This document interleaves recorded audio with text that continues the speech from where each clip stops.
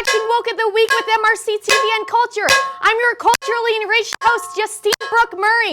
Boingo, boingo!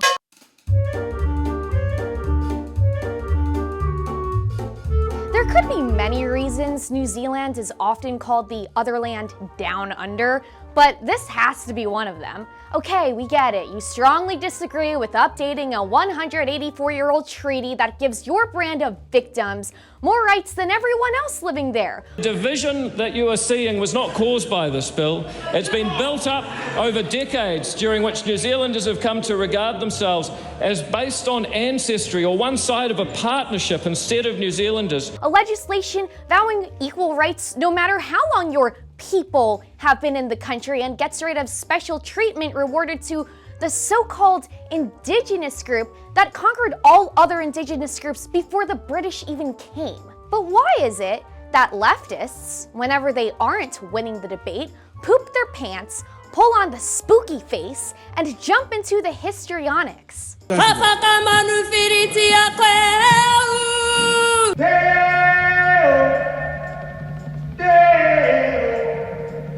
Could it be they have no facts and ran out of reason and logic? Could it be that facing reality just pierces through that oh-so-thin veil separating the mentally deranged from woke? Or perhaps, like your typical college student whose mommies and daddies pay 75 grand per year so they can free Palestine through interpretive dance. They know they don't need to back up their screeching. Being a righteous progressive exempts you from having to compete in public forum of ideas with the decorum expected by civilized democracy. We're in the middle of a vote. Mr. Speaker, I call that a personal vote. No, sit down. We're in the middle of a vote. Mr. Speaker. A party vote has been called for. Screw everyone else. This smug 22-year-old knows throwing a public temper tantrum grants her an automatic win and an international requirement to affirm her main character syndrome. How come anytime we don't get our way in Congress, we can't pull a performative hokey pokey, rip up stuff like we're for, and take a giant dump on the speaker's seat? Oh, right. That only works if you can pass off your manic howlings and diarrhea tossing as some ancient ethnic protest dance from one of those various non-white cultures. Or if you're Nancy Pelosi. Thank you very much.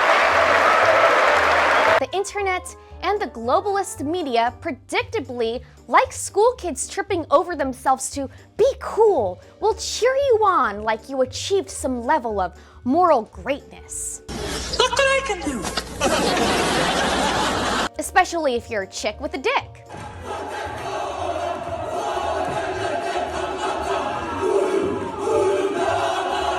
Doesn't matter if an army of hundreds of naked fat dudes are stinking up the public streets with their loud grunting. Beating their flabby moobs like a bunch of wannabe Tarzans is powerful and moving.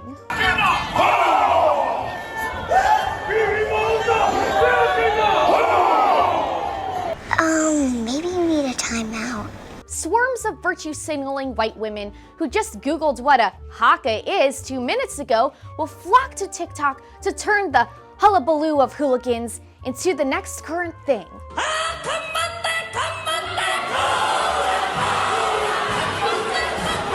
Wait a minute, wasn't cultural appropriation a hate crime just a minute ago? California teacher is now on leave after this video went viral. How dare you roll your eyes, Whitey? You must bow down to the superiority of the savages and welcome in the de-evolution of civilization with open arms. Since the decolonial movement is much more enlightened than the rest of us, we must shut up and let the progressives regress the very way we communicate. This is all that I know, is to be Māori. Didn't you know civility and decorum is just a construct of white supremacy? Expecting everyone to behave like an adult human is, well, racist. Speaking with your words is now oppressive toward other cultures who will only know how to express feelings caveman style, or in the case of Europe's friendly newcomers, burning down the society that welcomed them in the first place. That wraps today's episode. Make sure you tune into my show every week where I bring you the left's most insane moments and expose their latest attempts to weaken the West.